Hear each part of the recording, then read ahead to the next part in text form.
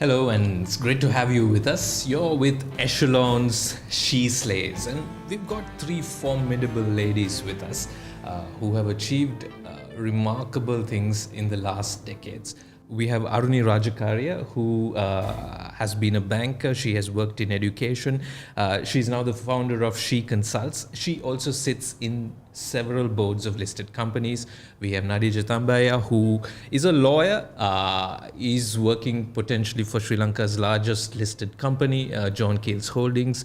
She's a president there. Nadija, you've been there 19 years? 26 years. 26 years. Wow, that's a brilliant career. And last but not least, we have Shehara De Silva. Shehara has had a long career in advertising, marketing, in insurance. She's worked both in Sri Lanka and overseas. She is now a non-executive director at several listed companies, right? Ladies, thank you very much for joining She Slays. It's really an honor to have you here with us today. Let me just get straight to some of the talking points. What do you think young girls currently are challenged with? And we are not just addressing young women, we are addressing a general audience, but where do you think they are likely to be surprised? Where do you think they are likely to be challenged by the average person out there? Can I start with you, Nadija? Sure. I was thinking about this question actually, and I actually think that the tragedy is that most of the women from privileged backgrounds do not go into the workplace. That's an issue that I'm fighting. But let's start with your first question of where do you think the problem is? Because you look at school and you look at how hard the girls work at school, whether it's in the rural areas, in government schools, in private schools, they work equally hard. And the results are that they outperform at O-level, they outperform at A-level, they outperform at university entrance and at graduation.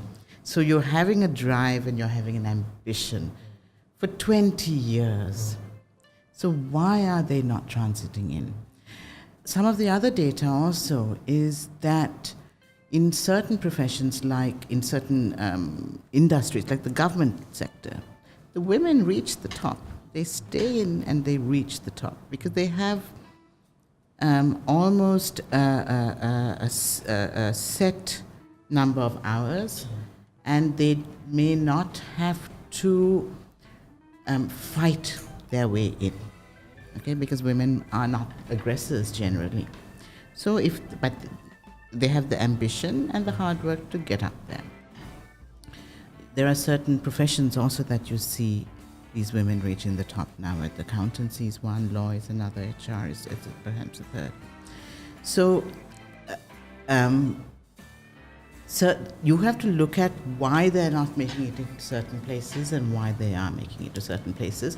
And some of it is internal to the woman. A very important part of it is internal to the woman because biologically, whether we like it or not, we are the bearers of the children. We have to grow a child in our wombs for 9 months. We have to nurse that child. We will inevitably have to look after that child when it's sick. So biologically, we are programmed to prioritize that. We can't get away with that. And get away from that, I should say. So when you have that, and if you have organizations that recognize that, but still value the women enough to bring it back, that's when you break that chain. So there are some, I think, who will be conditioned. I had parents very similar to Aruni's who never envisaged that I would not work.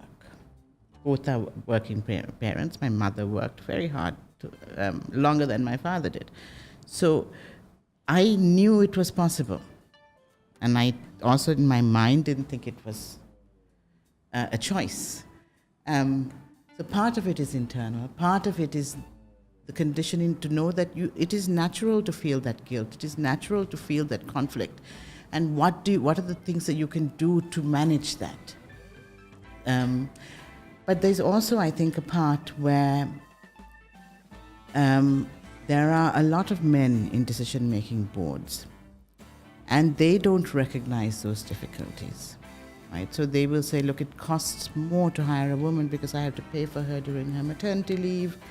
I have to invest in her knowing that she's going to spend less time.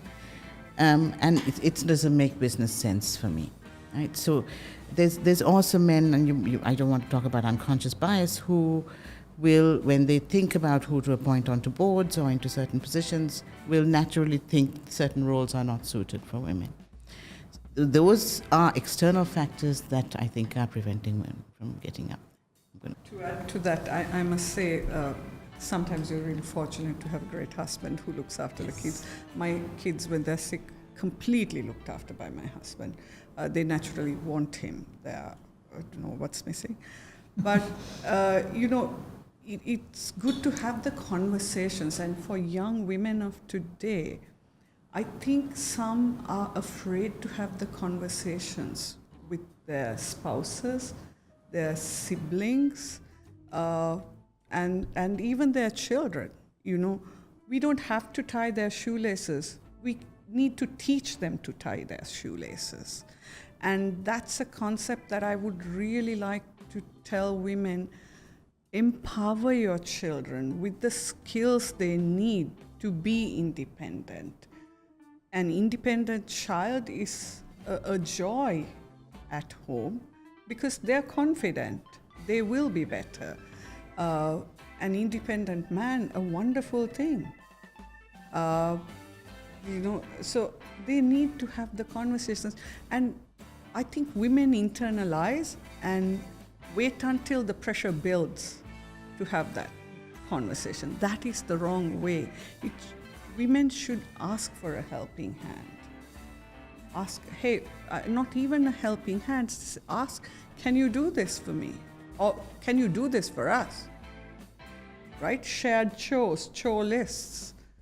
All those things are possible to share that burden so that everybody collectively moves together. Isn't that the dream?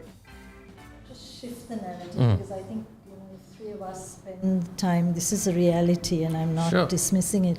But the work-family narrative is where we end up getting strung up it. And in a short interview, I would like to also say that if we also focus on the fact that, like Nadija said, where in the school system and right up to university, we are finding that we are producing more women, and we're as educated or smarter, and we're totally capable. Suddenly there is this sort of cultural shift that, if there has to be a choice in homemaking, that it is a woman, and we tend to, of default, fall to it. But let's move on to other aspects of it. And I think that's where young women need to know that, if you go out there, there is enough of data and research to say that because we are good at juggling and multitasking, that in a point of crisis, in terms of leadership, women are far better at managing chaos. And chaos is now just a default setting in the world, right? And you saw that in terms of world leaders to everything else. You see that around companies. You're saying that diversify boards or right across teams, that they bring in different, whether it's empathy, whether it is certain strengths. And I think we must reiterate some of that, right? Let's look for, you can say, yeah, you're always multitasking, but don't be apologetic about it, At the end of it, we wing it somehow, right? And it's an important skill to have. Similarly, if you look at a younger generation, you will find that there is less of the issues that we grappled with. I think a millennial will not see it in the same way. We are grappling with fuddy-duddy board members and senior people who fundamentally are just not going to get it. But there is a world out there that is definitely changing. And I would just advise any young woman out there, never ever let anybody tell you you're second to none, or that childbearing or family or culture or anything needs to stand you in the way. They're all there. And we still can, and we will. We can rule the world. Nothing should stop us. And if we continue this conversation about the world of work, sure, we recognize that women have to juggle responsibilities that come because of the stereotypical expectation, particularly in matriarchal societies like ours, I think, right? But look at the world of work, and if we were to address one or two things in the world of work, and if we were to tell young people, hey, these are the first sorts of hurdles that you are likely to hit, what are those likely hurdles that they are likely to that they're going to hit first, particularly young girls in the workplace? Okay, if I may start, the phrase "manage your time" has been there around. I'll add to that and say manage your energy. I'm a great believer in doing what needs to get done first thing in the morning. I wake up at an insanely early hour and I get the stuff done so that by the time the calls start coming in, I'm ready to be disturbed almost, right? So I'd say manage your energy, and that, the working late habit sometimes really takes a lot out of you because you're not that productive at the end of the day, whereas you're very productive in the morning. So that might be, for me, the advice I would give to someone young. Do it early. Nadija? Balance. Similar to her. I think if you are trying to live a full life and have a full career, there is balance. You cannot dedicate 100% of your time and energy to your work and then try and have a full life outside of work as well, right?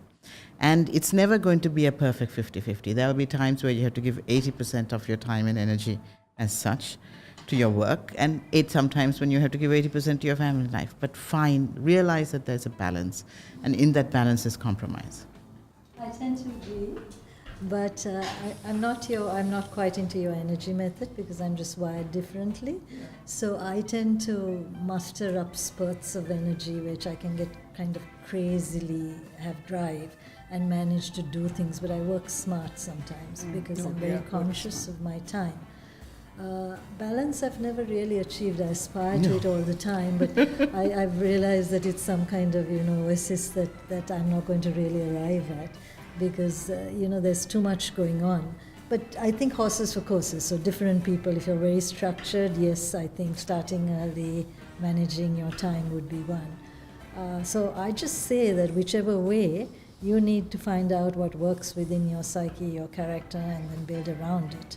But humor might be very, very useful because there are times in which without humor, I think none of us, the slings and arrows of, patriarchy does hurt at times. Has the current working environment, we are wired, we are online all the time, there is that expectation that you are contactable now like you weren't 10 or 20 years ago. Put you think women at a particular disadvantage? I think so. So I think by the time COVID hit, my kids were much older. They could manage online stuff by themselves. But for mothers who had young kids, it was terrible. That some schools scheduled the classes to be in line with the times that the moms are at home. So they finish a full day at work, they go home, and they do maybe another 1 hour to 2 hours of studies with the kids where they need to be around. Then manage everything else as well. Mothers with young kids had it really tough. It was easier for me. I think it was Michelle Obama said some 20 million women left the workplace. Yes. During COVID, because that you suddenly had a household living and eating 3 meals a day in the house with children studying from home. And where do you think, who did all of that? Yeah, I've had young people who I mentor who might be in their 40s and they're definitely, CEO material and they're driven, they're very capable. But they were going bats because on the one hand you're having sometimes three different people working. So the kids are doing their tuition or their online classes. Husband is working, wife is working. Sometimes housing is small. And there is an expectation that you also manage the things like when the pipe is broken, you fix it, where you sort out the, food on the table, because now you're home based, right? So it's taken its toll even on good marriages to everything. It's really put pressure on women particularly. Yes. Because also, as you say, time has been elastic. People call, there's no discipline, they'll call at all sorts of odd hours. Having said that, though, I think technology theoretically makes it easier for women because it gives them the flexibility. And our studies at least have been that at a certain stage in a woman's life, that flexibility becomes key to her remaining in the workplace. So we have people who are working almost always at home or coming into work when she can, sort of thing, to manage certain parts, when just after maternity, when a child is sick. So that flexibility, I think, has been key to retaining women on the workplace and in the career ladder. Something that's happened, and this is something you alluded to a little earlier, Nadija, also, is that the pace of work has transformed, over the last maybe decade, right? I think that we are online, that we can be contacted anytime. Technology has had a lot to do with changing how work is done currently. Aruni says maybe that's proven to be slightly disadvantageous to women. What advice would you have? How would you tell women to react to this? Is that so? That's a bit of a chauvinistic question, isn't it? Why does it only affect women? It affects men and women. The pace of work is killing. I was about to say, I'm the wrong person to ask, but if you ask my husband, he will turn off his phone at 5:30. Right. And he won't open it again till 7 the next morning. And that's the way you should manage it. And Shamindra, if I may add, technology in the sense with COVID, what happened. But for us, technology has been the platform we built our business on. Because from the beginning, we set it up as a remote working operation for mums or women who had other responsibility to work from home. So we've been on, Microsoft 365, we give them training on how to be productive. And it's, for us, the great equalizer between a developing country and the advanced world. We have the same access to technology because these are subscription-based, real-time updated software. And we now have that same capability, which we didn't have with earlier versions which were not subscription-based, right? So technology I see as a great equalizer, and it allows women to fly in that sense, but on that communication angle and the way the pandemic was managed, put a lot of pressure which brought on the great resignation, not just for women but for men. I think also maybe you may have some data awareness related to mental health issues that have escalated during this period.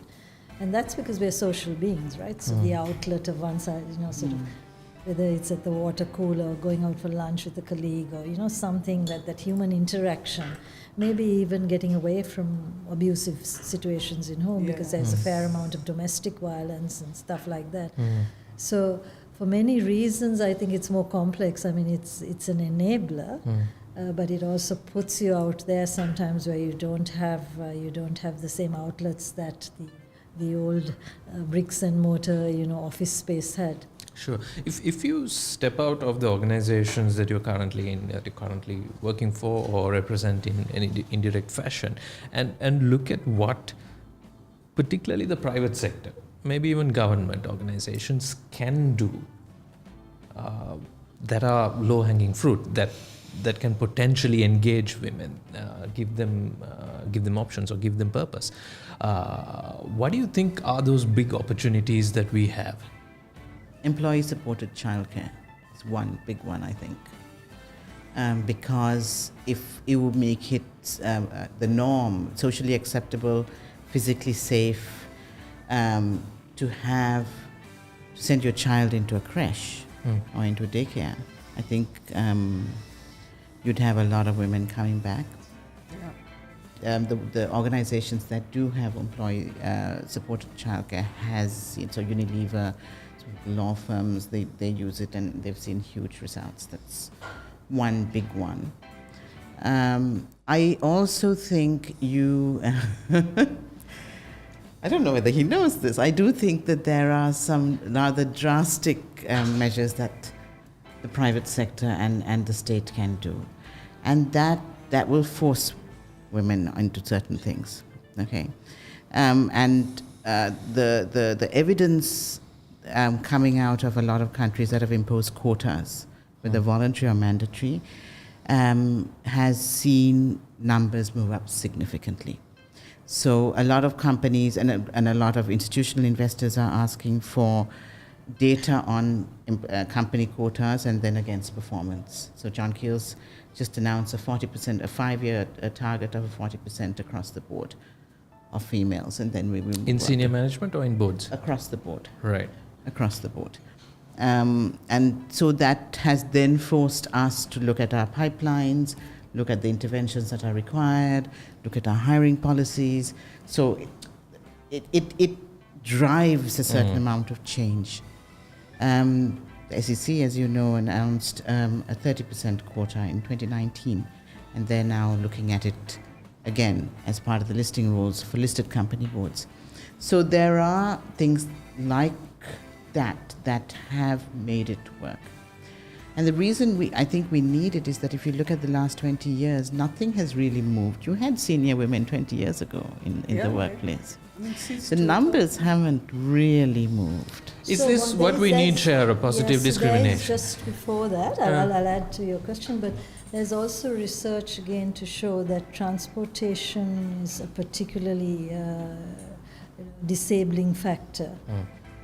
So the other is schooling hours. When they changed it to 1:30, it made it problematic for women. When it was a 2-session school or school lasted longer, it helped.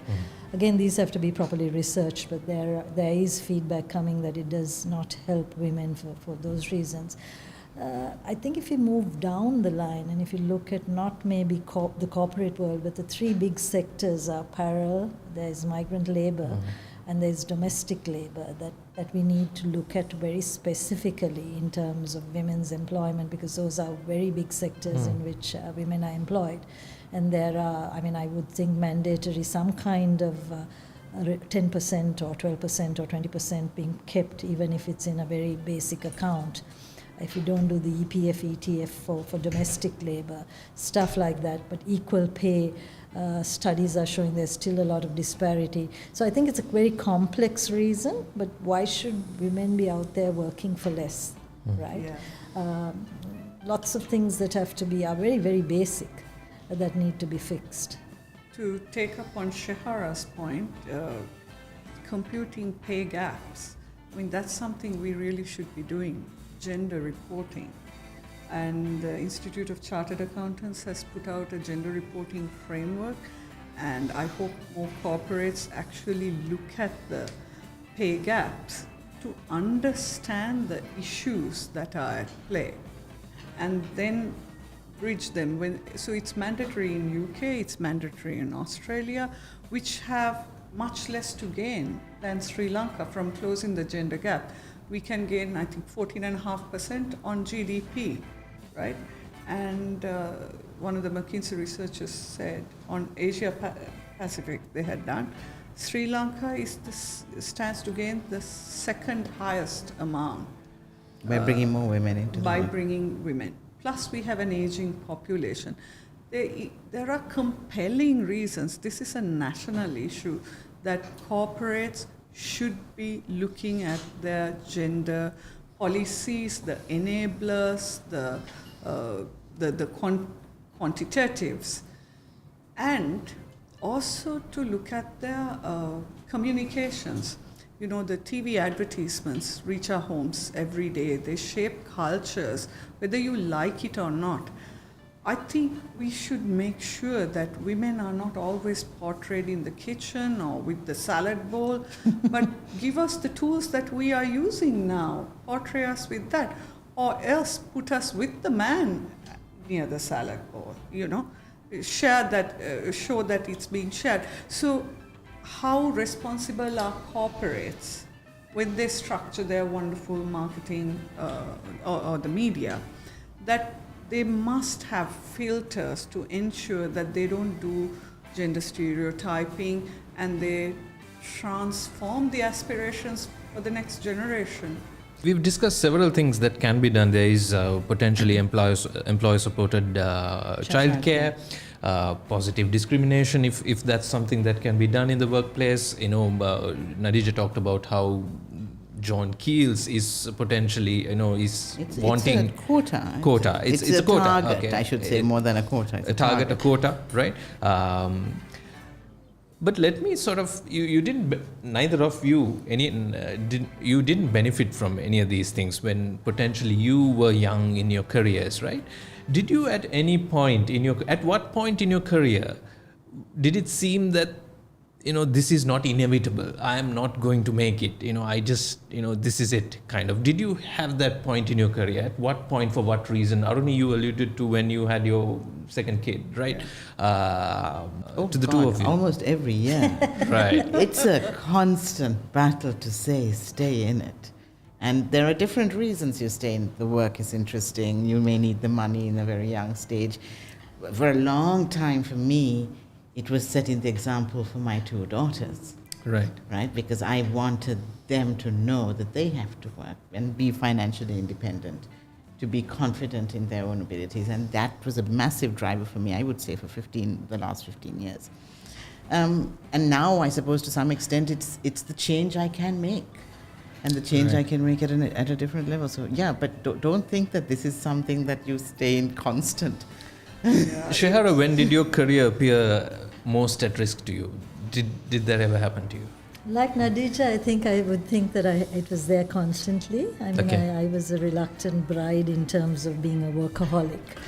Somewhere I had some economic hits. My husband fell sick and I felt I needed to keep at it. But it's always a battle, right? Is this the right thing? Could I be doing something else? Isn't there more to life? All sorts of things that one thinks about. And then somewhere it hits you that, you're doing it for more than yourself. There is purpose, there is some power that comes, you could change systems, you can perhaps value add in ways. So then it becomes, at one level, gender neutral, because it's not all just a woman thing of, it's about you're in a situation where you can either, you can contribute to society or to a company at a broader level. So many things drive you and motivate you, but I think we're all saying roughly the same thing, that somewhere purpose hits you in a big way, whether purpose is as a role model to children or because, in positions of power we can do different things. Purpose can be very foggy when you're young, and how do you think you got through that stage? Because when you're young, purpose doesn't hit you very strongly. You're a cog in a big system, right? At what point did you, in your careers, realize, besides financial freedom, the fact that you can contribute to society is a big deal? I mean, just reflect back. At what point did you think that was the biggest thing you had achieved? Shall I jump in on that? Yes. Yeah. In my case, I think I had great role models, right? So to me, it was almost a default setting. If I didn't, I always tell this to my kids too. If you're running a 100-yard race and you have a 50-yard lead, I mean, you better run that race at least, if not win it, right? So to a certain extent, I had role models, my parents, my community around me, my family, people who did good and did something for society, or were people of substance. Right. So you almost feel, if you don't do something with your life, you'd be that way. So there is a kind of a shadow of giants that you stand on sometimes, and people you respect. So that's for me. For me, I think it was when my mum was aging and she could no longer cope with my family of 4 kids. So my support system was, compromised at some level. And so an idea formed in my head. I was at that time in the education sector. We ran annual report award programs. I saw really, poor annual reports. I saw so many girls whom I thought would decorate boardrooms, not decorate but be useful members, but that they were dropping off. And I thought, I can actually fix two problems with one solution. And the idea formed in my head, sitting in my room, and then I found the domain name and started. So I think, like you said, purpose shifts. You see what you can do for many, and then you're driven by that. Sometimes there's no rest for the wicked. I wonder how we can have it. When did it come to you, Nadija? I mean, did you start with purpose in mind when you were young? No. When did it dawn on you that, hey, there's a bigger purpose? I don't think, I like, the purpose has shifted, right? It's shifted constantly. But I think the one thing that's kept me steady has been people I could talk to, whether it was my mother or my father or my husband or another family, someone that I could, because constantly I come from I'm the third or fourth generation lawyer, and I'm constantly told, why aren't you going into practice? Come and join this, come and join that. And it's almost a guilt thing that I'm sitting in a company rather than going into and continuing this family tradition.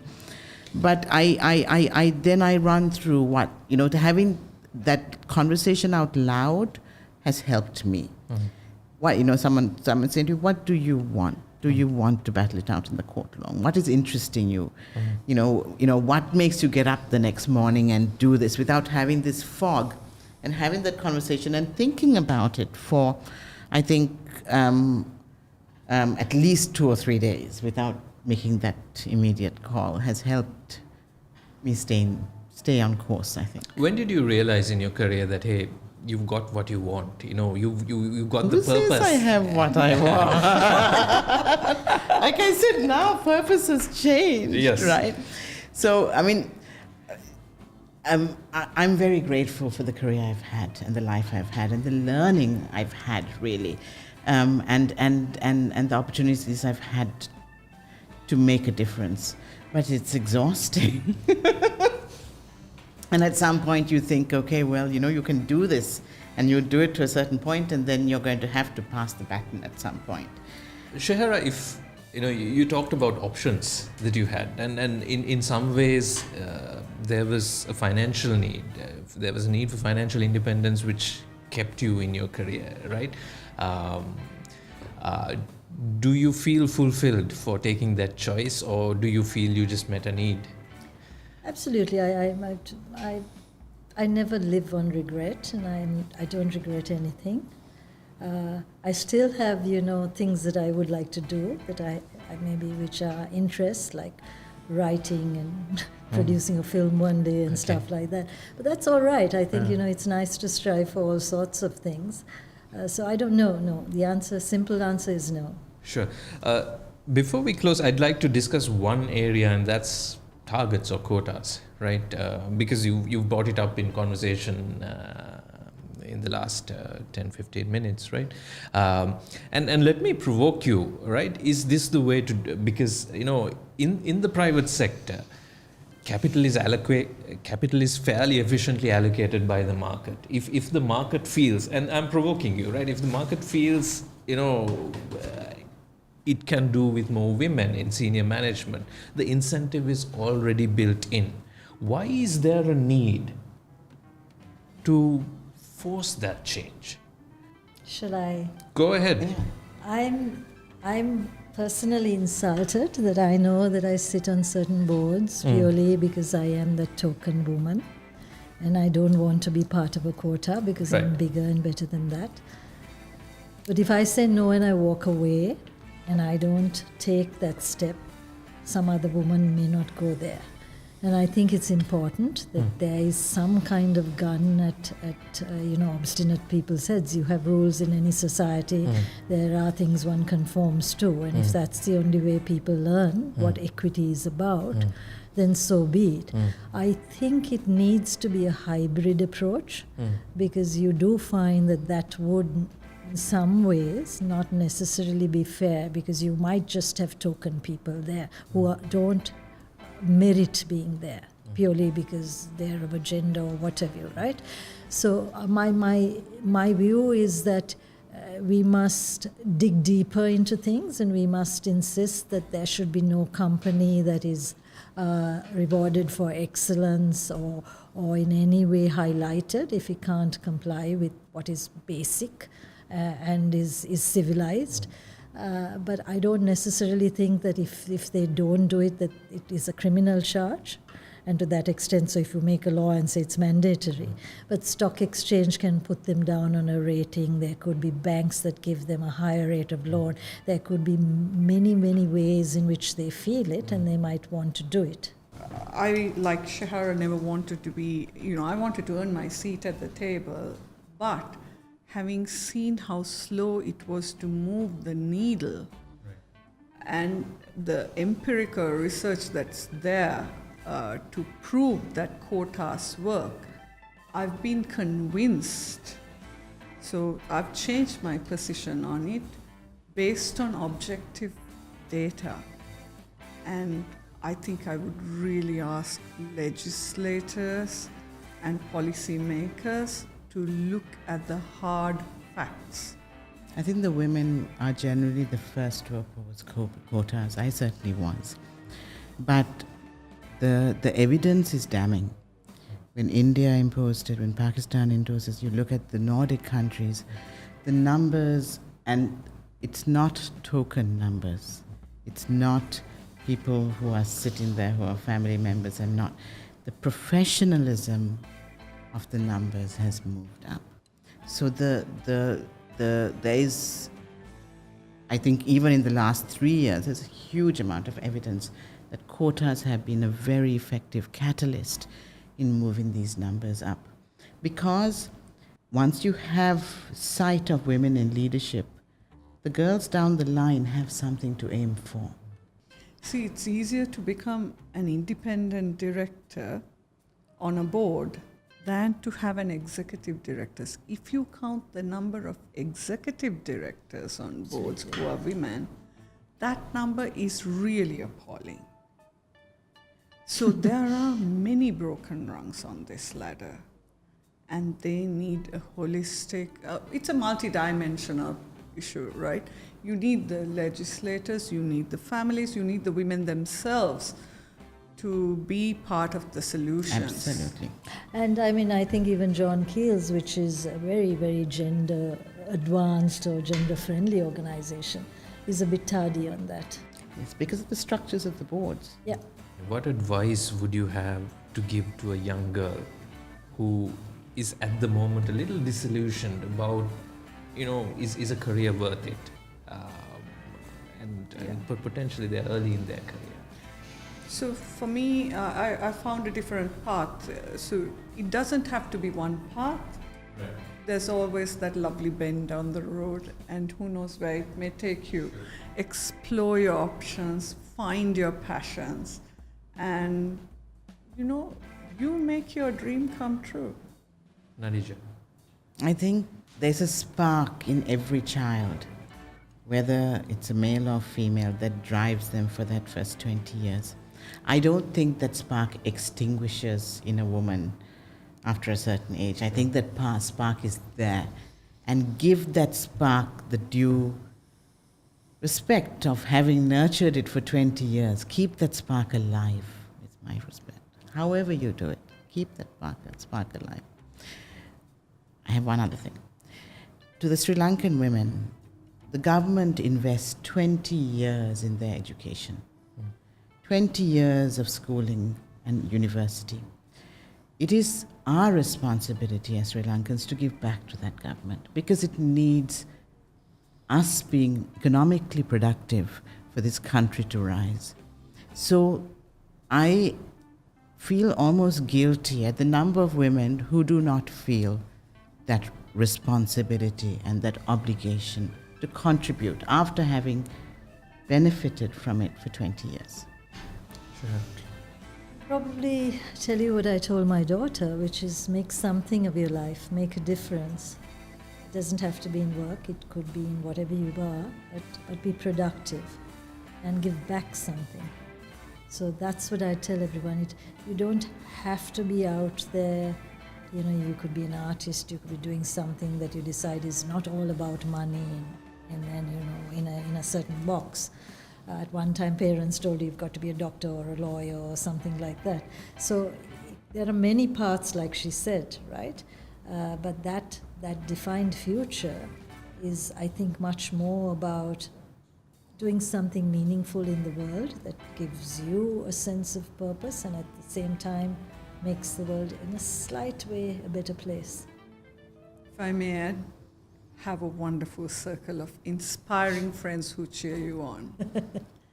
Aruni, Nadija, Shehara, thank you so much for being part of She Slays.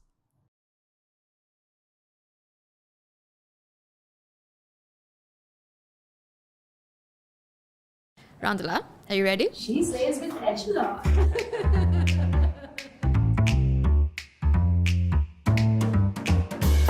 Hi, I'm Nikita Samaratunga, and I'll be talking to Randala De Silva on thriving in the unconventional on She Slays by Echelon. Can I ask you what trends you're into nowadays? I am the trend. Oh, Nikita. please say that. Yes, we'll do.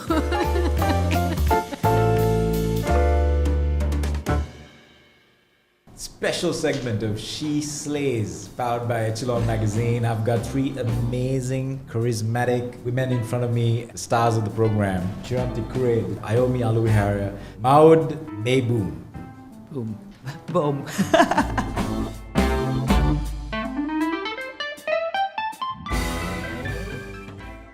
All the way from Netherlands, the CEO of Heineken Sri Lanka. And onto my right, we have Chiranthi Cooray, the Chief Transformation Officer, HNB. And in front of me, we have Ayomi Aluwihare, Precedent Partner of FJ&G Bisaram, one of Sri Lanka's most prominent law firms. Welcome, ladies. The topic that we have today is a very interesting topic. And it's about authentic leadership in a male-dominated world. And all of the participants here, all of the guests here with us have shown tremendous results in today's corporate world. A track record, a proven track record of going against the grain, going against the norm, setting a new status quo, and really paving the way for many professionals, both men and women. And in this conversation, what I want to find out is how difficult was it? How easy was it? What did all of you learn throughout the journey? And what can you impart onto the future generations that are listening to this show? So welcome everybody. Thank you. Thank you. I'd like to start off with Maud. Maud, the word authentic leadership generally is misinterpreted as just be yourself. And a lot of people that I've come across have used this word as a pass to just be themselves. But being yourself may not necessarily bring the results for an organization. So how do you define authentic leadership as opposed to just be yourself? How would you define it? Yeah, I think if you, of course, authenticity, be yourself. In a company, and what I do is bring people on board. Make very clear where are we going. And that is not just the why do we exist, but also what are our goals and objectives. And then be very clear what everyone needs to do. But also as a company, we have values and behaviors. And I think it is very important that people understand those hows, but also that I, as a role model, practice those behaviors. So if I say, hey, we are about passion, we are about courage, we are about care, if I don't walk the talk, then how are gonna people trust the company purpose? How are people gonna trust me? And that brings me to the point about authenticity. I think it is important that you create trust and belief in people. And in that, that people see, you are genuine about that. You connect with us and explain what you want, why you want it. And then I think people can get with you on board. Chiranthi, Maud brings a very important point that authenticity is really about being true to a set of constructive values, shared values within an organization, and demonstrating those values authentically as opposed to just being yourself. You represent one of Sri Lanka's oldest banks, a very hierarchical organization, and Do you share a similar view of authentic leadership, or does your view differ? Well, yeah, to some extent. So my role involves transformation. And in simple terms, it's about change. Yeah. And people are scared of change. Change is very frightening. Change is about taking people from the known to the unknown. And in that journey, a leader is expected, like if you go to biblical times, like Moses, you are taking your people to the promised land. And it's not an easy journey. Right. So it's not always about the good stuff, the fun stuff, the fluff. You need to tell them it's not easy. There are hardships along the way. So authenticity to me is about being real. Right. Not only showing the positives and overrating the good things, but helping people understand in everything. There's also the flip side of things. But of course, leading from the front and taking people along. So you don't just lead from the front, but you also wait to see the last member in the team come with you. So you take everyone along with you. For me, authenticity is a little bit about that. Good. Ayomi, the legal profession in Sri Lanka is a predominantly male-dominated profession. And authenticity has a lot to do with being vulnerable. In your career, have you had the opportunity to show your vulnerability? Was it accepted by your colleagues? Was it celebrated by your seniors and your peers? Or was it something that was shunned? Well, at the beginning, as a young lawyer, to show vulnerability was to show weakness in my mind. That's what I knew. And particularly as a woman in a man's world, again, to show weakness would not make me equal. It would make me vulnerable. Right. So I didn't show weakness. And I was very eager to show that I am equal or better. So that was my early career. Right. But as I became more senior and I took on greater leadership roles, I realized that to show vulnerability actually can have its advantages also. And to be who I am as a woman also is easier for me. And it has its advantages. So you learn that as a woman. It's something you learn as you become more able at your work, as you become more experienced in what you're doing, as well as dealing with others in your workspace.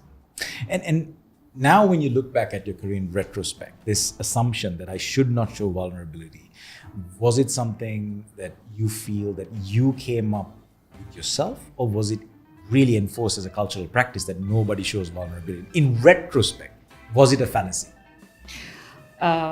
Nobody showed vulnerability, not a woman. Right. And I was, as I started my career, very much a minority, very much in a man's world. And you didn't show vulnerability. I think now there has been change, and we talked about it earlier. There is a change now. So for a woman, there is certainly opportunity, and a woman perhaps, or a man for that matter, it doesn't matter who it is. My children roll their eyes when I say man, when I say woman, they're like, Amma, you're so outdated. Right. For anybody starting out, there are vulnerabilities, but as you graduate and become more senior, you learn to actually deal with it, and you're more equipped to deal with whatever vulnerabilities. I'd like to move to Chiranthi. Chiranthi, what are your thoughts in the banking sector? Do you feel that there is a similar sentiment of women that show vulnerability at the start of their career, may not make much progress as men in the same shoes? 12 years ago, when I joined the bank for the annual report photograph, I wouldn't smile. Right. That's how conscious I was. Right. You don't show emotion. You look serious. And Lakshman Nadraj, I have to say this, he always made me smile. And my colleague Callum would come and stand in front of me and crack jokes to get a smile out of me. It was so hard because just like Ayomi, before banking, I was in insurance. I mean, it wasn't about really the field. To prove yourself, you have to be serious. You can't be a giggling girl. You have to be a serious woman. And then you put a lot of filters on along the way. But then when you get mature, when you're more experienced, when you're up there in the ladder, we just laugh. I mean, don't care a toss about it because you know where you are and you know that you proved yourself and you bring value to the table equally. Right. So yeah, I pretty much resonate with what she said. Maud, you come from a very different culture than Yes. Sri Lanka. Yeah. And sometimes, in Sri Lanka, we have, not today, but I think in the past, how men should behave, how women should behave, so on Yeah. and so forth. And from that comes a certain set of assumptions that lead to certain biases. When you look at the culture that you come from, could you tell us a little bit about how authenticity and vulnerability are celebrated? Yeah, I come from the Netherlands, and in the Dutch are famous for the polder model. Right. We're an extremely flat country, no mountains at all, but that literally translates to organizational hierarchy. It means that everyone who is at the table can have a say. And whether it is, in our case, the guy on the forklift truck who has a great idea, or the finance director, everyone would be heard, or even the forklift truck driver would tell the finance director, "Hey, I've got a great idea." So that is the Dutch culture in general. Is it good or bad? Sometimes you say, "Hey, was that really needed nor necessary to add to the conversation?" But that is how I grew up, and that is also, Heineken, as originally a Dutch company, has raised their employees. We want to hear your voice. We want people to contribute to strategy, to execution. And I was very lucky to start my career in an organization like that, where my voice was valued. And you talk about a very interesting word of growing up. And when you were growing up as a kid with your parents, your mom, your dad, did they always empower you to speak up and kind of redefine the role of a female in a man's world? It's funny that you ask, because I have two sisters, and I think my dad looked like, oh, I have got 4 girls at home now. And I think he made it his personal mission to say, okay, I've got 3 girls, but I'm going to enable them that they can do anything that any man can also do. So he is a huge Ajax football club fan. From the moment that I could watch TV, he put me in front of the TV and watch all the football games. But he always said, always give it a try, and you can do anything that anyone else, and that is also all men, can do. So he was very strong about it. And he's still my mentor, yes. I love that. And the narrative really empowers you. And I mean, that's what I want to bring to light here. Sometimes in Sri Lanka, through how we've been parented, there is a narrative of what a woman should be and can do. And this whole concept of male dominance in the workplace, maybe because both sexes are playing into those narratives, it may not really exist. I'd love to hear your thought. Is male dominance something that really exists, or is it there because women are playing into the narrative that has been propagated from their upbringing? I think it's a bit of both. My personal story is very similar to Maud's. I have 2 sisters too, and a brother then, but 2 sisters. So I grew up with the idea that I was no different to a guy. I knew nothing actually. To me, I could do anything that a guy could do. It was never something that was highlighted. I was not told you can be like a guy, but in my mind, I could really do anything I wanted. So that's my background. But I do believe there is a narrative that gives women the feeling that they must pursue a particular path. For example, I have a friend, and there are 5 children in the family, 2 boys, 3 girls. The girls left school at their O-level stage. The boys went abroad for their university. So that is very much part of our culture, I would say. Again, things are changing. I have friends whose daughters, they wouldn't think twice. They're educating both their sons and their daughters. So there has been a change. So I would say a bit of both. Right. Chiranthi, I want to draw something from both what Ayomi and Maud said. Something that I hear constantly in the boardroom and in senior leadership is that there is a men's way of doing it, and then there's a women's way of doing it. And I've often seen in certain organizations where men come and say, okay, now, let us do it. And then women leaders come and say, okay, now let's the ladies handle this. So I think it's this little chatter that happens within organizations. Is there really a man's way and a woman's way of doing something in the corporate world, or is it just effective versus ineffective leadership? I think it's about how a leader handles the situation, or the person, or the negotiation. I'm a firm believer of that. Sometimes when my male colleagues can't take a negotiation beyond a point, I've been asked, can you come in and now work your magic? And I don't know what that magic is. Certainly not in a sexist way, but I kind of found that to be a bit patronizing. I always think it's about a leader's way of doing it. And there's no such thing called a man's way or a woman's way. And I personally don't like to even subscribe to it. And I don't believe in it. It's about all of us are equals, and it's about what we bring to the table. Ayomi, I'd love to ask you this. Can I add something to that? Because it is proven, investigated, etc., that if you have boardrooms that are of mixed gender, male-female balance, more inclusive, diverse, that they perform better even on the stock exchange market. So there is opportunity in diversity. So if you have your point, then you would have to really look at diversity in people's styles, etc. But there is something in the male-female. I tend to agree. And in the chat that Dananjaya and I had in preparation for this, when I thought about my chat later, I thought, I was being sexist because I was like, man is this, woman is this. So I thought, okay, I must be a little careful when because I don't act, I would like to think I'm not sexist. But I think men and women, there are certain strengths each have. And I think it is those strengths that make diversity really the best solution. I would think that women are known, and there's again research, to multitask. Right. Men tend to be very good at doing one thing at a time. And that's not bad, that's good. Women might actually be sort of wasting their energy looking at 4 things instead of 1. So that balance in actually harnessing the strengths of each is really the key. And I think going forward, which is why we see in boards, we say legislation actually say you must have so many women and men, the ratios must be this, because they've seen the results, as Maud saying. Absolutely. On 2 real accounts. So I sometimes feel in like senior leadership conversations with my colleagues, some of my male colleagues bring out a softest version of themselves. And sometimes I am more on the other side of things. That's why, and for me, this happens in a very nice way. Most of the time, probably it's the colleagues I work with.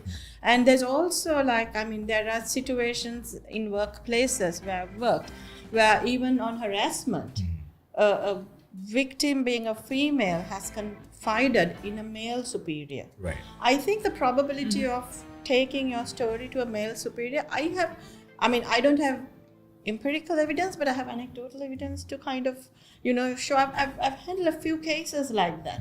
And it has always kind of surprised me and struck me with awe. So I'm actually more, yes, I know there's gender-based, discriminations in the boardroom, pay parity. There's a lot of data-driven things, and boardroom diversity is important. Yeah. But at the same time, I feel men are also more mature in their journey now. And I've personally experienced this, and I really want to say kudos to those guys out there as well, because I've really experienced this, and I want to say thank you for being themselves in those moments. Brilliant. So I think drawing a common thread here, though, what we're really saying is authenticity actually goes beyond the gender, and I think it's a higher principle, but maybe both genders have a different approach and a different style to it. And I think this leads into my next question of how do you really nurture that authenticity? Because today, the 21st century, Maud, we live in a world of trends and labels and TikToks and Instagrams, right? Where authenticity is the least common denominator here, right? And, a lot of people who are looking at this thinking, hey, how can I celebrate my authenticity? How could I really be true to my authentic nature and be authentic to a common purpose and value proposition? Maud, I'd like to ask you this question. A young professional looking at this today, what type of advice would you give him or her to nurture that authenticity inside of him?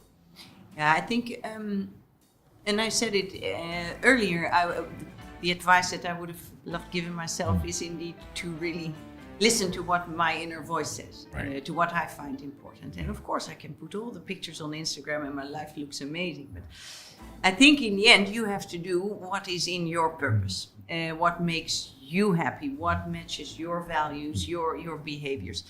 Because I think you only become the strongest you if you are really genuine. Right.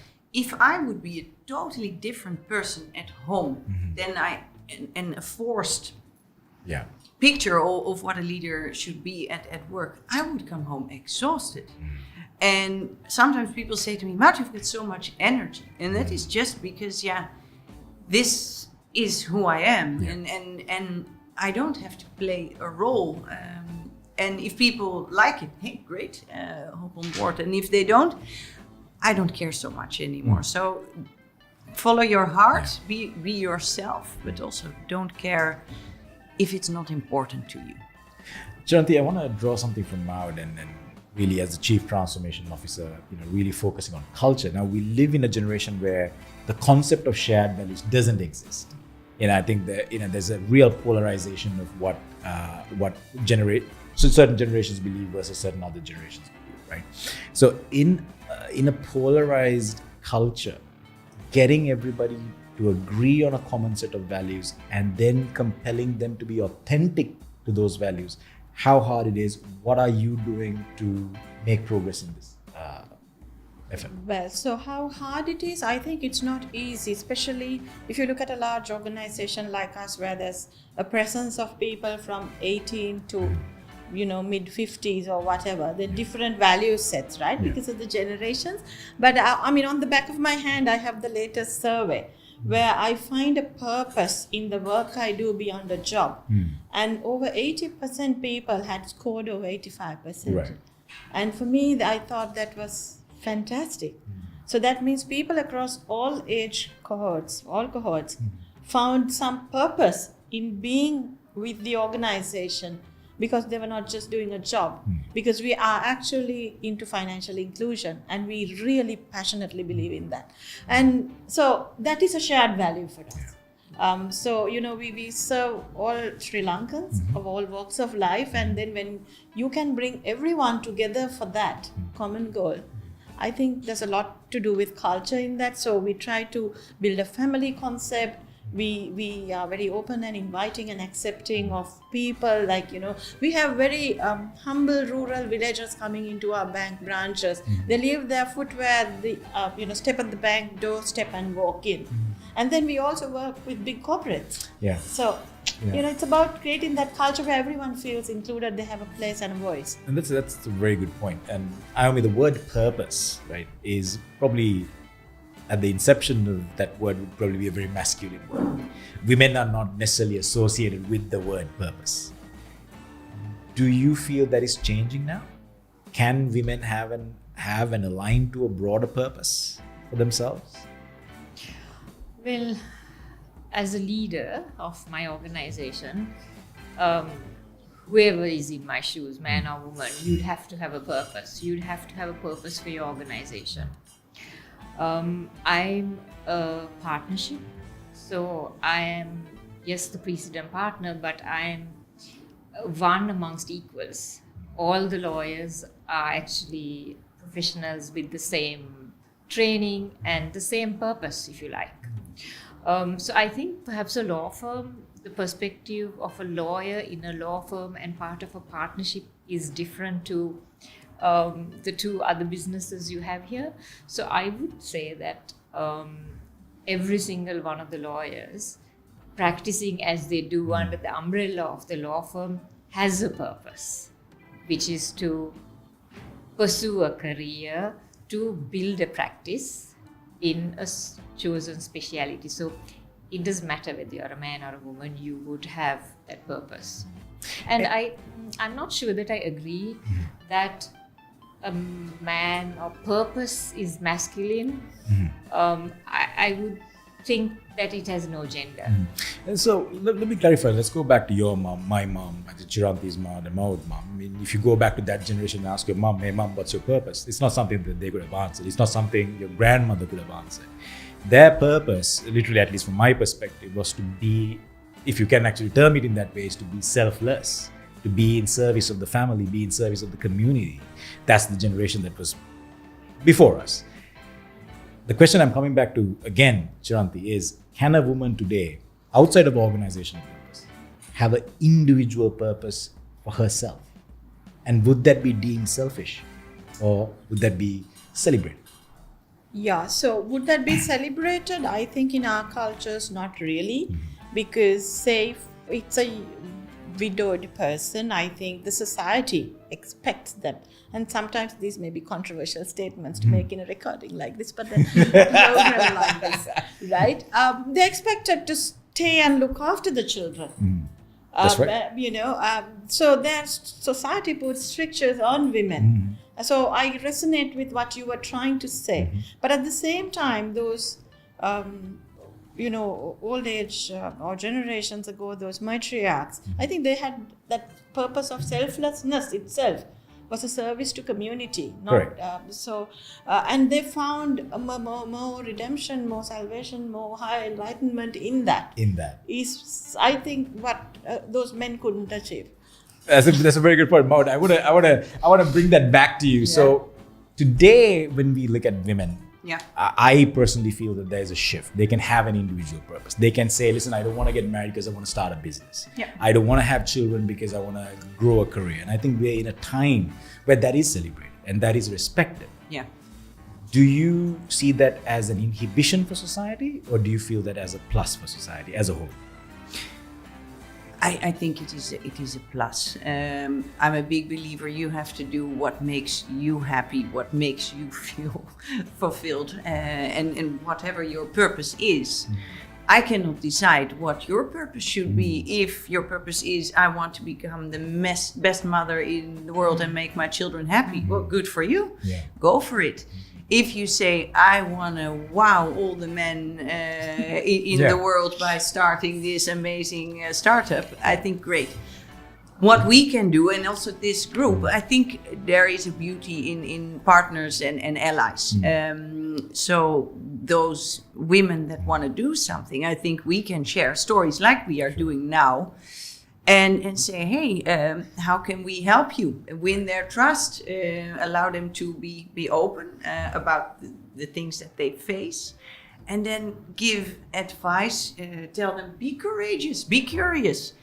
I think there's beauty, and that is what we can do for the next generation as well. And in the end, your purpose is your reason for being here on earth, and who am I to judge whether a purpose is right or wrong? Absolutely, and I think it doesn't have to be mutually exclusive. You can achieve multiple purposes, and I want to come back to kind of Ayomi, you've penetrated into probably one of the toughest industries, probably in the world, is the legal profession, and really to get to the level that you are today is not an easy task.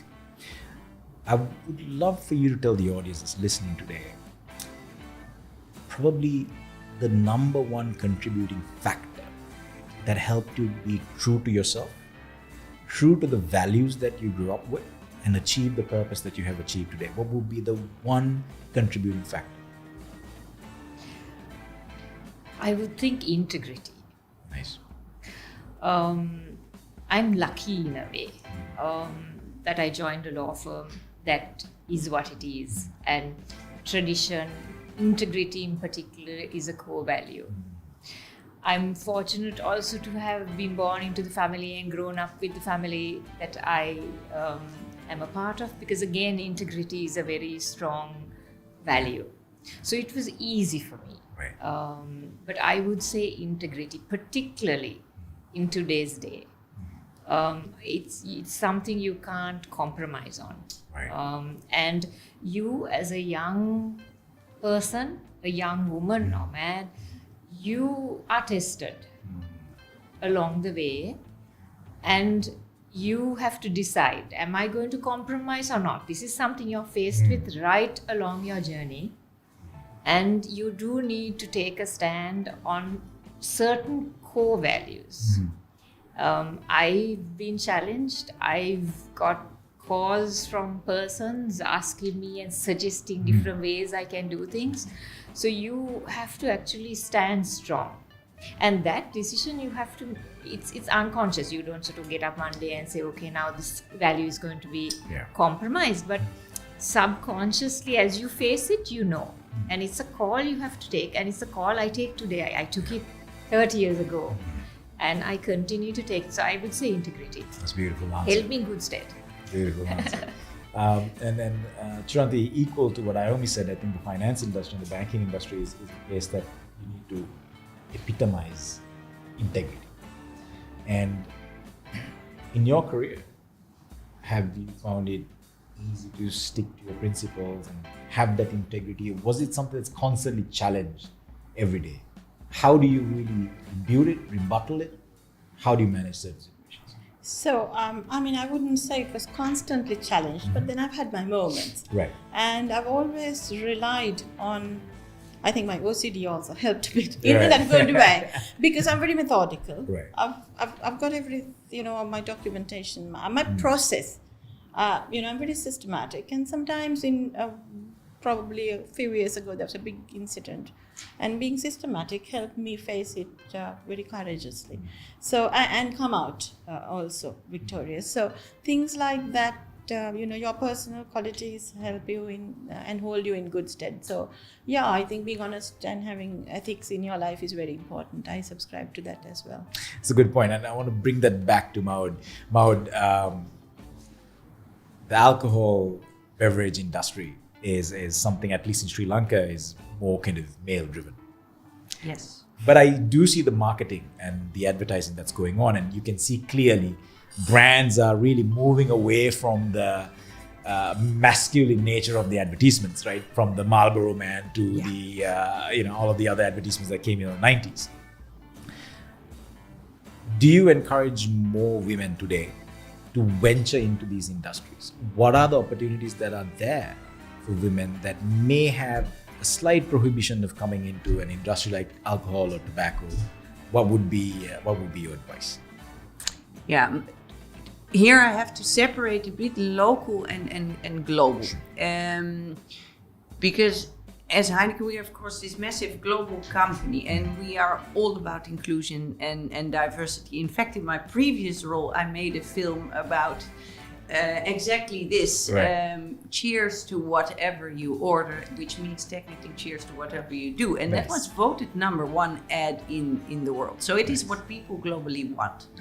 But also, as a company that is represented in 193 countries in the world, we have to abide, we are guests in Sri Lanka in this case, and I have to abide by the law. Do I have an ambition on the male-female ratio? Definitely. Right. I also can say that globally we have the highest male-female ratio MT. We have 4 out of 6 MT members are women. Right, wow. If I look at the global target, the ambition is to have 30% women in female leadership. We are already at MT and MT-1 at 38%. So that is great. In saying that, we always have to respect and abide by the local rules and regulations. It's fantastic. But would I love more women to join? Yes, please.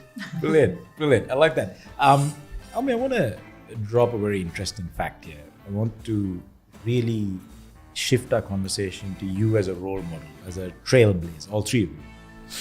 And you've already conquered a certain mountain, and now you're setting a path for those that are willing to follow all of you as role models. How or what kind of formula would you prescribe under the banner of authentic leadership for young professionals to conquer not the current economic situation, but the next 10 years?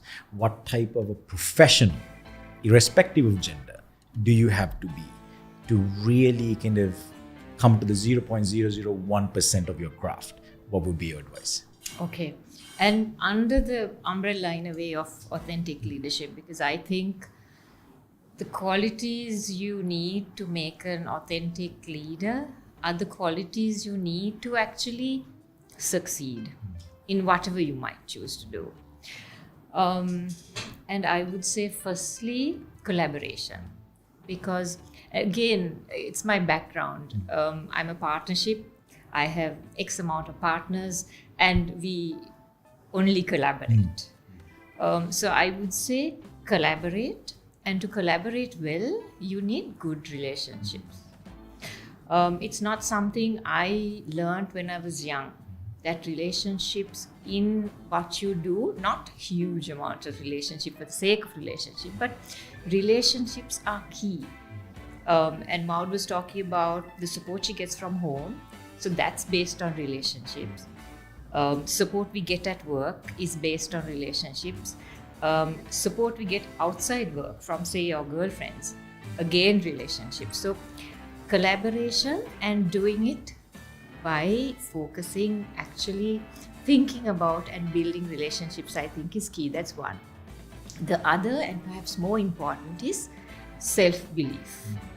And self-belief is, it's easy to say, self-belief, be confident, but I think one thing that helps you learn about yourself and be happy with what you see is introspection. And it's something I learned when I was 10 years old. St. Paul's Cathedral, I was part of a church group, and my priest told me, every day when you go home, think about what your day has been and see what you don't like, see what you like. And somehow something that was told to me, I started it then and I have continued it. And I find it really useful. So I would say the second point, introspection. And with introspection and the willingness to look at what you do, you actually strengthen belief in yourself. So those are the 2 points. I can go on. Yeah, no, that's very good. And Chiranthi, I want to bring this back to you here because transformation is your key area, and all of these values that Ayomi talked about, introspection, collaboration. Right? I mean, these are concepts that are becoming very hard to relate to for people. Today, if you have an internet connection, a phone, and you got an account in maybe cryptocurrency exchange like Binance, you could sit at home and make money in dollars. You don't need to collaborate. You don't need to introspect. You're printing money literally, right? So wealth creation has been democratized today. And these concepts that really resonated with us are no longer resonating with the younger generation. How do you in your career really, or in the bank, HNB, allow this learning to happen, this immersion to happen, and bring out some of these great qualities and celebrate those qualities? How do you do it? Or how successful is it so far? So actually, banks have become high-tech and high-touch both now. So the human-to-human part and human-to-technology has clearly emerged. Yeah. And what we now do is something called, in a technical term, talent fitment. We use a lot of profiling tools now to understand, are you more oriented towards talking to a machine or talking to a person? And we do something called role-based trainings and put our people on the counters so that if I like talking to you, my day job will be talking to paper. Right. And if I don't like, and I prefer to be tapping at my phone or doing something with a device, I'll give you a job to do which you're happy at. And I think that's very important with working with young people and these emerging trends in banking, digital banking. And there's so much of technology tools to do this in a really methodical way, so that coming to work or working for a big corporation can still be fun, right, even though maybe banking is boring. That's a very good point, Chiranthi, and I want to bring it back to Maud. Picking the right role that matches your personality, matches your style of leadership. Is it good or bad? In one way, you're polarizing your skill set, you're getting funneled into a place that's predominantly can isolate you from the broader narrative of things. But then again, depending on the challenges that we have, a lot of companies have opted for this. If you're an extrovert, go into marketing. If you're an introvert, go into the IT department. And we have this kind of, nothing against IT people at all, but you have this narrative. Yeah. Should we be doing this, or should we be encouraging people to get out of their shell and just explore the gamut of what is possible? Well, it's almost two questions in one, because I think yes, we should push people and explore, because you only know what you have seen or what you have been doing. And the best things in my career happened when I was put forward for roles that at the beginning I was like, oh, okay, do they want me to do this? And then I looked at, okay, how is this going to fill my backpack? Right. And that is what I always looked for in roles. What am I going to get out of this in my longer journey, in the path that I'm on, my purpose I want to live on. So that would be the advice to people I give: seek what you can learn. Right. Because my mantra is stay curious.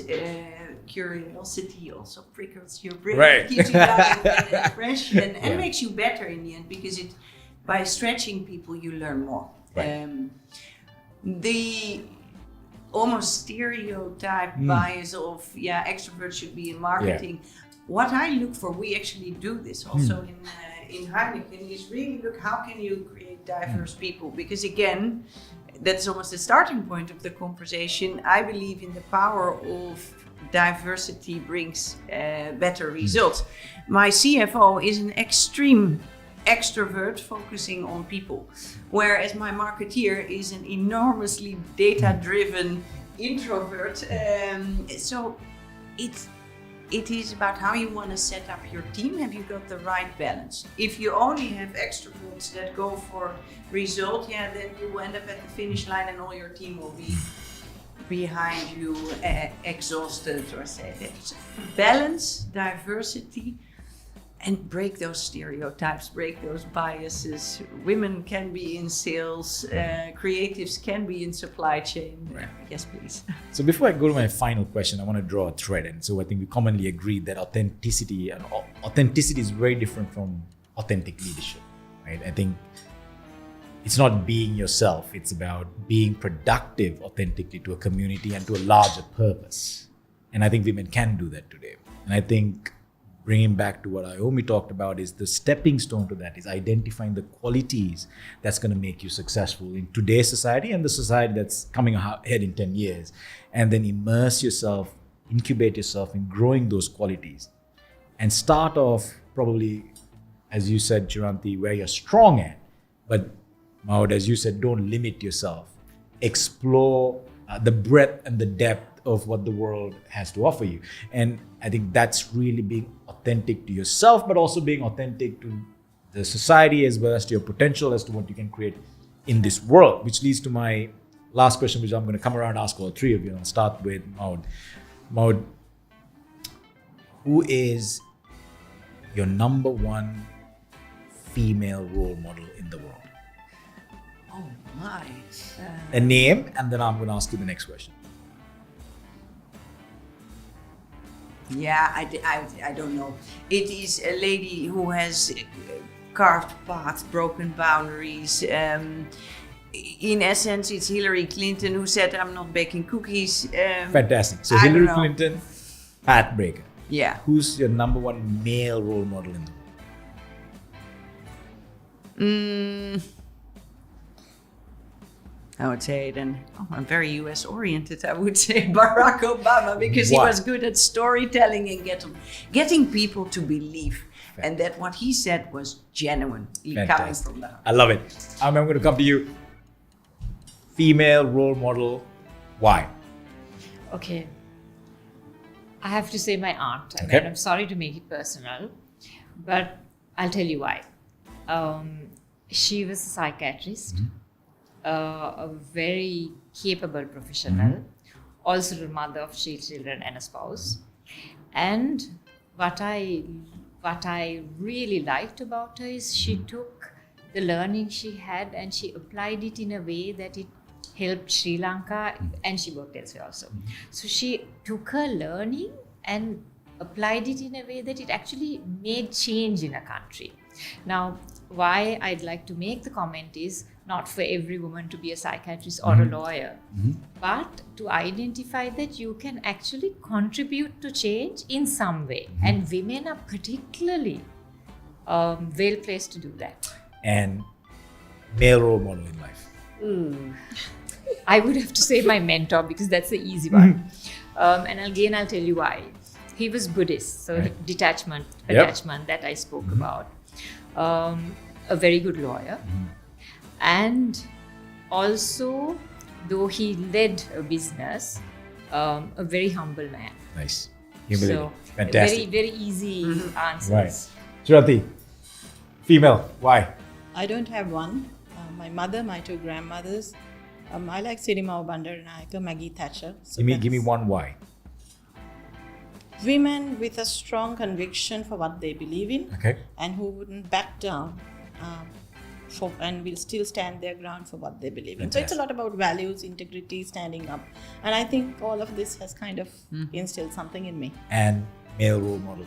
Oh, this was asked of me earlier. Who would you like to have dinner with? It's Barack Obama. Okay, why is that? I think he's a man of principle, and I like his leadership qualities. Yeah. And I think this really epitomizes our whole discussion. I think there's many roads to Mount Everest, and on top of Mount Everest is greatness. And you could be a female, you could be a male, and you could be probably all the pronouns that you want to put in front of your name. But there are many roads to get to greatness, and the undertone of that road, the vehicle that you travel, the wheels on the vehicle needs to be the values such as integrity, collaboration, believing what you're saying, honesty. And that's the common thread that we've talked about today. And the more authentically you demonstrate those constructive values, success can be yours. Thank you, ladies, for joining me. And that's a wrap for She Slays. Thank you, Dananjaya.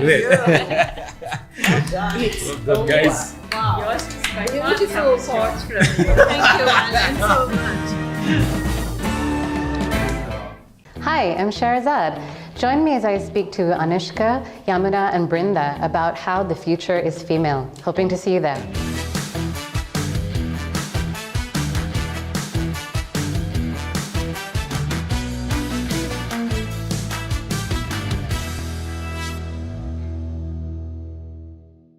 Special segment of She Slays, powered by Echelon Magazine. I've got three amazing, charismatic women in front of me, stars of the program. Chiranthi Cooray, Ayomi Aluwihare, Maud Meijboom. Boom. Boom.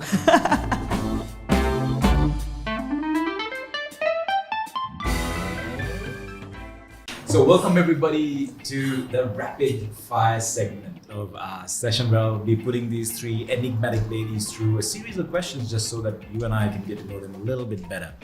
And Chiranthi, I'd like to start this question by asking you, how do you usually start your day? 5:30 on the track for 90 minutes. So you seem like a person that rises with the sun.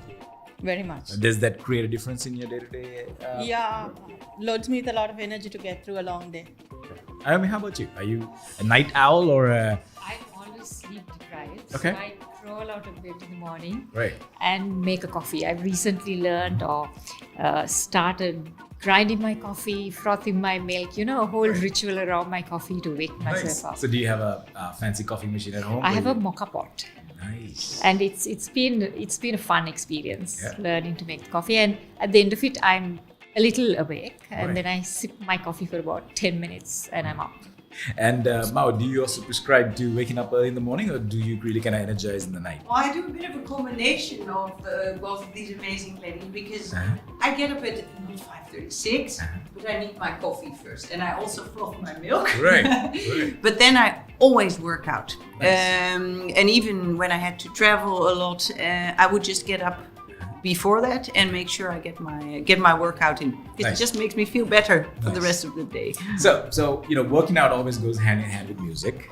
Yeah. Everybody has the song that really pumps them up. What's your favorite song? What's the song that really gets you moving in the morning? I have a whole playlist. Okay. If you look Mount Running 2022, Right. you get everything 190 beats per minute, Nice. and the variety also helps. Nice. Yeah. Brilliant. Chiranthi, favorite song that describes you? My Way. I want it played at my funeral. Yeah.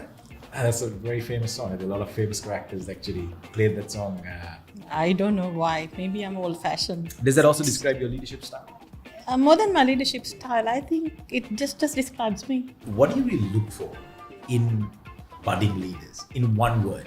I would say good soft skills, because the academic intelligence, good at you're getting a good degree is all a given. Right.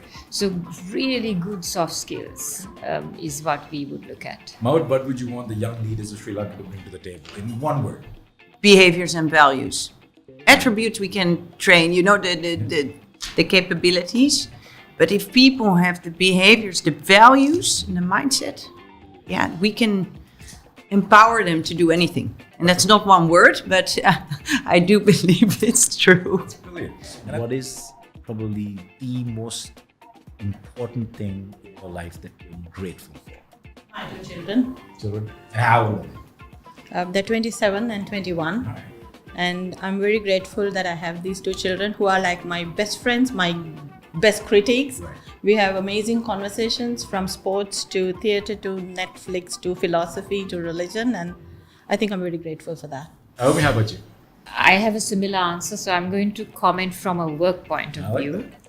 I had a good mentor, a great mentor actually, and that has been the value has been really who I am as the start, at the beginning of my leadership. So I think a mentor who really saw some promise or some ability and guided me to become what I am. So I am appreciative of that. That's beautiful. And how about you, Mel? I have to say, actually, my husband. And why? Because he's been traveling all over the world with me, from the Netherlands, New Zealand, Malaysia, Singapore. And I think, in our case, in my case, a successful career is not only made by me doing things, but also what he enables by taking care of the children and all the other things that I have no time for. And he does it all without complaining. And every time he follows me. So that's what I'm grateful for. Tell us, what is one compliment you received throughout your career that really stuck with you? Not a compliment, but again, as a young partner leading a team, a client told me, "Thank you, Ayomi, you really helped." And that was meaningful. Nice. And in any of the matters that I advise on now, when a client is appreciative and they actually say that you helped them in their business endeavor, that is meaningful. Because it's what we do, so it really means a lot. Chiranthi, best compliment you received? I think when people who connect with me at staff, sometimes junior, young people, and they understand that I'm also a very soft and humane person, because usually I'm very abrupt and businesslike, and I just cut to the chase and move on. That's my avatar. But when they see the real me and connect with me at that level and say, you're so humane, I didn't know this side of you, I really feel grateful for that. How about you? It reminds me of what happened last Friday. We had our annual conference, and at the end of the night, I had 2 supply chain boys coming to me, and they said, "Ma'am," they called me ma'am, and I said, "No, it's Maud." Right. And they said, "Okay, Maud, you're not scary at all. I can really talk to you." And I thought, that is so beautiful, because that is what I want to be, approachable, and for them to tell me what's going on. So I thought it was the best compliment, and it made me smile. Fantastic. Yeah. So there you go, ladies and gentlemen, the rapid fire question, and time out.